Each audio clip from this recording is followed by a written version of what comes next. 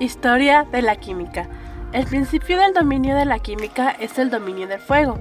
Hay indicios que desde hace más de 500.000 años algunas tribus consiguieron este logro que aún hoy es una de las tecnologías más importantes, que no solo daba luz y calor, sino permitía la preparación de comida. Desde este momento hubo una relación intensa entre las cocinas y los primeros laboratorios químicos, hasta el punto que la pólvora fue descubierta por unos cocineros chinos.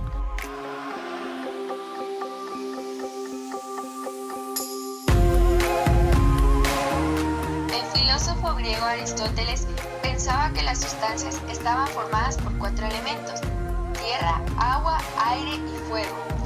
Entre los siglos III a.C. y el siglo XVI d.C., la química estaba denominada por alquimia.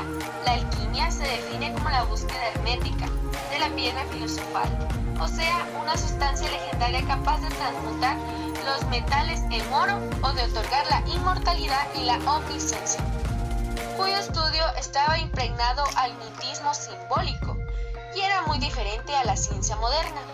Los alquimistas trabajaban para hacer transformaciones a niveles otélicos, es decir, espiritual, y exotérico, es decir, práctico.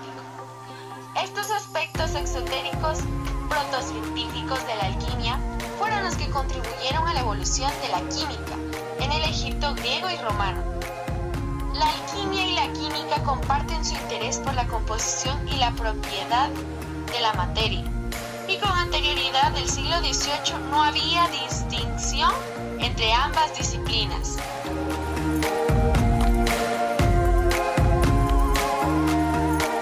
Se considera que el químico inglés Robert Boyle apartó definitivamente a la química de la alquimia al mejorar su método experimental. En 1605, Michael Waugh publicó el Tratado Alquímico, la nueva luz de la química, que propone por primera vez la existencia en el aire de un alimento para la vida, que posteriormente se reconocerá como el oxígeno.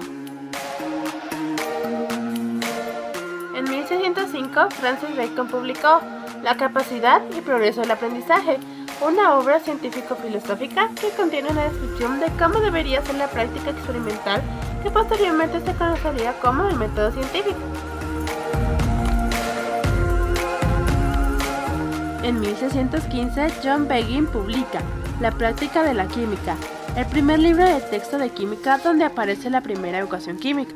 Se reconoce como un hito científico la publicación de la obra de Boyle, El químico escéptico o las dudas y paradojas quimiofísicas, en 1661, que se considera un pilar fundamental del campo de la química. En la obra, Boyle presenta su hipótesis de que todos los fenómenos son el resultado de la colisión de las partículas en movimiento. Boyle apela a los químicos para que experimenten y afirma que los experimentos contradicen que los elementos químicos se limiten a los 4 elementos clásicos. También declaró que la química debería dejar de estar subordinada a la medicina o a la alquimia. El primer metal empleado por los humanos fue el oro, que puede encontrarse en forma nativa, por lo que no necesita transformaciones químicas.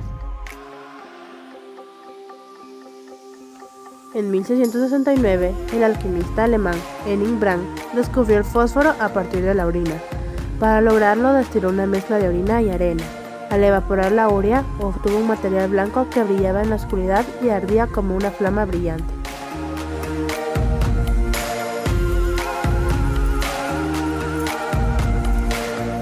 En el siglo XVIII se multiplicaron los descubrimientos de nuevos elementos gracias al cambio en los métodos de investigación. Un hecho sin precedentes desde la antigüedad, ya que en los 2 milenios anteriores se habían descubierto solo 5: arsenio, antimonio, zinc, bismuto y fósforo. Alrededor de 1735, el químico sueco George analizó un pigmento azul oscuro encontrado en la mena del cobre, descubriendo lo que posteriormente conoceríamos como colbato. En 1748, el español Antonio publicó la descripción del nuevo metal, el platino. En 1751, un discípulo de Stahl, Axel, identificó una impureza del mineral del cobre, otro nuevo metal, el níquel. A Axel se le considera uno de los fundadores de la mineralogía moderna. En 1766, el químico inglés Henry aisló el hidrógeno al que llamó aire inflamable. En el año 2004, el químico Anthony Hollin del Instituto de la Química y Bioquímica de la Academia de las Ciencias de la República Checa presentó el resultado de su investigación realizada en colaboración con los colegas estadounidenses. Se trata de un medicamento que prolonga considerablemente la vida de los pacientes que son afectados por SIDA, causa mucho menos efectos secundarios y en algunos casos sustituye hasta 13 píldoras diferentes que tenían que tomar los enfermos. Epcera, un medicamento contra la hepatitis B. En 2002 surgió el laboratorio del mismo científico del químico Anthony Hollin, un medicamento completamente nuevo contra la hepatitis B. De este tipo de la hepatitis sufren más de 300 millones de personas en el mundo, de las cuales 1 millón de ellos no sobreviven a esta enfermedad.